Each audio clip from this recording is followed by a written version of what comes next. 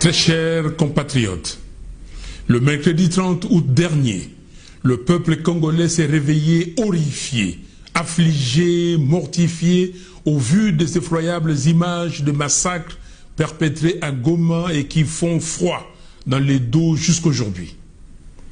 Ce qui est pire, c'est que ce ne sont pas tous ces groupes armés, ivres du sang congolais et des minéraux du Congo, qui ont tué comme ils le font depuis plusieurs années sans crainte de représailles.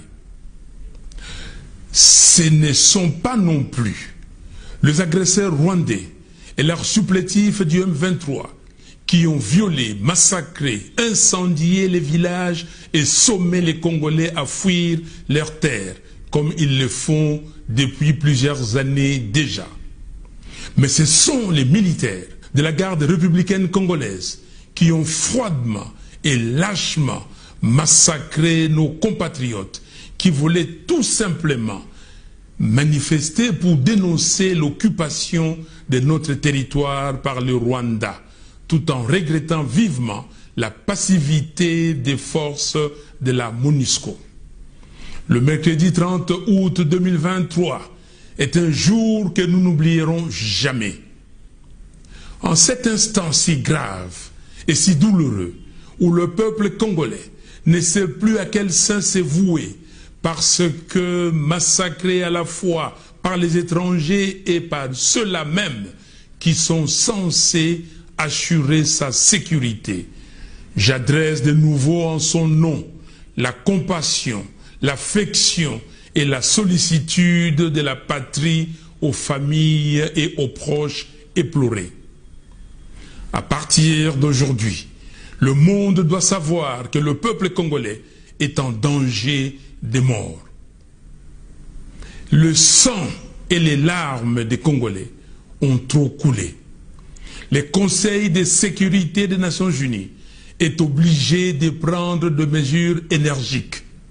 Car comment voulez-vous qu'il en soit autrement quand le pouvoir tue comme des chiens les populations qu'il est censé protéger? L'ONU doit aujourd'hui prendre des mesures aussi radicales que décisives afin de retirer la MONUSCO et envoyer une autre mission avec des forces combattantes pour restaurer la paix au Congo.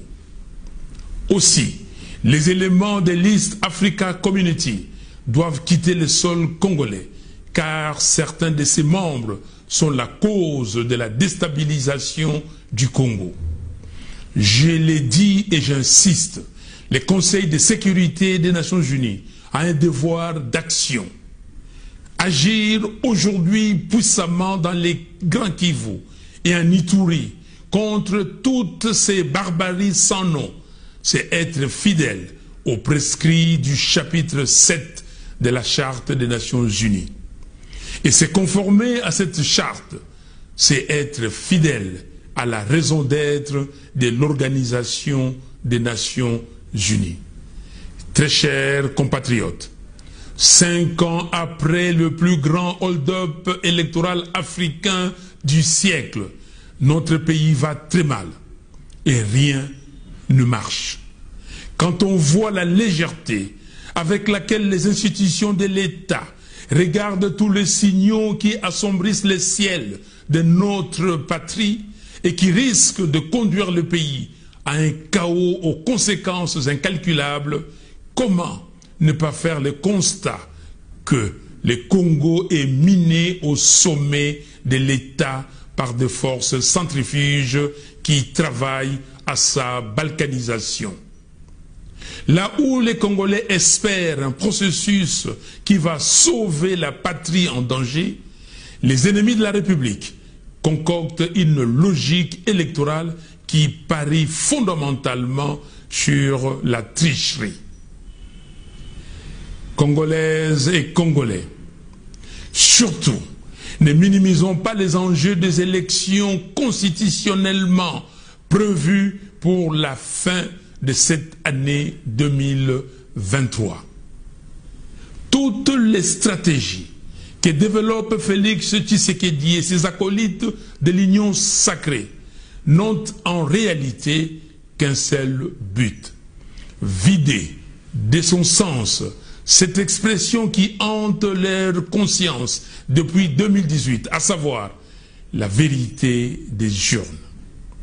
Au-delà de tout, j'aimerais tout de même prodiguer un conseil à monsieur Félix Tshisekedi. Prenez la mesure de la gravité de la situation et arrêtez de jouer avec le feu. Le moment vous est venu de regarder en face la vraie nature des souffrances que vous infligez au peuple congolais. Car on ne joue pas impunément et trop longtemps avec un peuple et son destin. En effet, toutes les magouilles politiques et toutes les démagogies sont appelées un jour ou l'autre à se briser devant la colère populaire et les sursauts patriotiques du peuple. Depuis 1960, jamais les défis que le Congo doit relever n'avaient touché aussi profondément ce que nous sommes et ce que nous voulons devenir. Très chers compatriotes, le chef des confessions religieuses et particulièrement la conférence épiscopale du Congo ainsi que les autorités spirituelles de l'Église du Christ au Congo ont compris que ce qui couvre dans notre pays, c'est un chaos général aux conséquences apocalyptiques.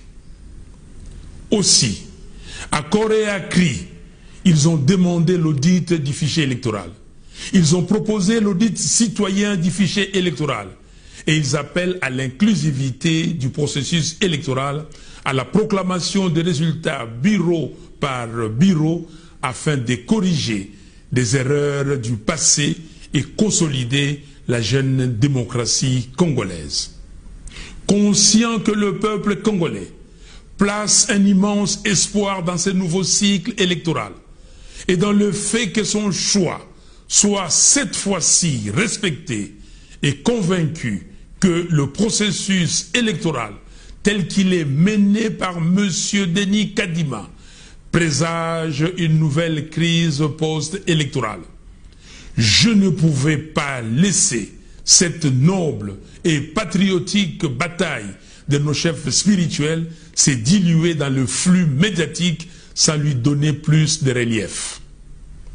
Voilà pourquoi je prends la parole aujourd'hui pour féliciter et remercier chaleureusement les églises catholiques et protestantes, sans oublier certains partenaires internationaux du Congo qui ont rejoint cette bataille pour un processus électoral transparent et crédible.